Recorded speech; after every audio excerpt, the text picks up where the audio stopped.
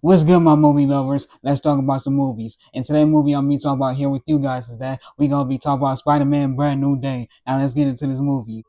Now this movie follows Peter Parker as he's all alone with no friends or no family with the new challenges that he has to face with the new threat in town that's an enemy.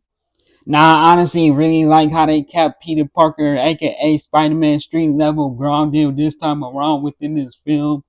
And you can really see the trials and tribulations, the struggles, the emotions that Peter Parker really go through throughout this film if you really pay attention and lock in. He really goes through a lot throughout this film, actually learning how to be a regular person like you and me. This movie right here deals with a lot of grief and losing your loved ones and the struggles that you go through throughout your journey of this movie. And it kind of touch on who you really are as a person and who you really trying to be. And you hear them sirens that Spider-Man coming if you hear that. I really do like the camera work this time around. The camera work really brings the story to life and actually he tells Spider-Man stories and the struggles that he really goes through. I really do love the story this time around. They really did it right. They really gave us the right type of Spider-Man that we really deserve as Spider-Man fans. And I honestly really do feel like that the story is really strong this time around as well.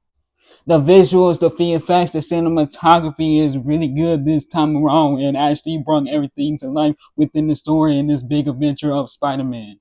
I really do love the backstory between Jean Grey and her sister and everything that had happened to them leading up to the events of Spider-Man Brand New Day. And coming to find out that Jean Grey wasn't really bad after all. She was just a misunderstood girl after all. And we all knew for months leading up to the special day for this movie that Sadie Sink was going to be our Jean Grey. And that is true. She is Jean Grey within this movie. It's crazy that they try to hide it from us for months, but we already knew stuff had been leaking out about that. I really do love Sadie Sink's performance as Jean Grey. She played her very, very well. I had no problem when it came to that. And I have no problem with her being Jean Grey throughout the rest of the Spider-Man trilogy in the MCU. She did great. I really do love Tom Holland's performance as Peter Parker himself. He really did his big one with this one right here. Now I do feel like that there is two plot twists within this movie, so you really gotta pay attention to those. I really do like the fight choreography this time around, especially Peter Parker versus the Han. That fight right there was beautiful.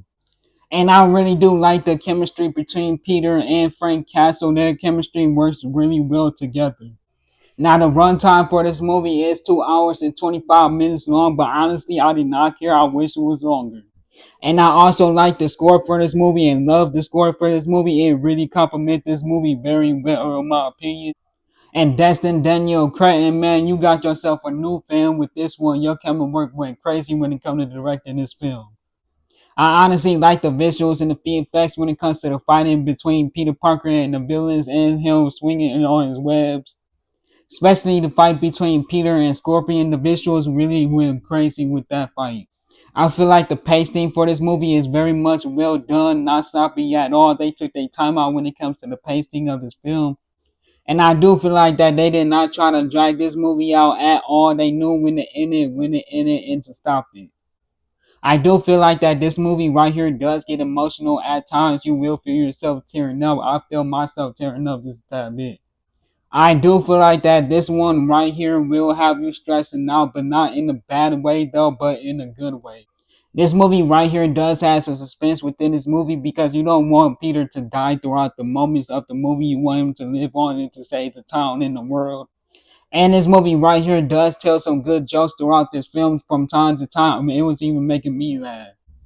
I'm gonna be honest with you guys and tell you guys the truth and nothing but the truth. But this movie right here was the best Spider-Man movie in my opinion.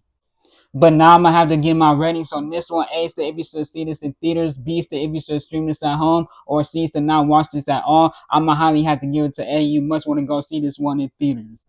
Because the story for this movie is really good to tell, and they keep Spider-Man well street level grounded and can tell some good jokes throughout the movie. And I feel like you guys will have a good time watching this movie in the theaters.